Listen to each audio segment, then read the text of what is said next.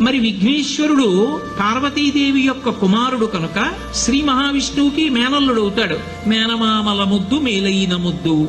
ఓసారి ఎందుకో వైకుంఠానికి తీసుకెళ్లాడు. మేనల్లుడు కదూ, సంతోషంగా తీసుకెళ్లి అక్కడ సుదర్శన చక్రం పెట్టుకున్నాడు. ఇదేమిటో బాగుందని తీసి తొండంలో కింద పెట్టి మింగేశాడు. అయ్యబాబో, ఇది శత్రు సంహారకమైనటువంటి సుదర్శన చక్రం రా, దీన్ని మింగేశాడు పిల్లాడని ఎలా బయటికి తెప్పించాలో అర్థం కాక విష్ణువు మొట్టమొదట ఆ పిల్లాడి ముందు ఇలా చెవులు పట్టుకుని గుంజీలు తీశాడు. గుంజీలు తీస్తే మామయ్య అదేమిటి అంత విచిత్రంగా కిందకి మీదకి ఊగుతున్నామని పడిపడి పకపకా నవ్వాడు.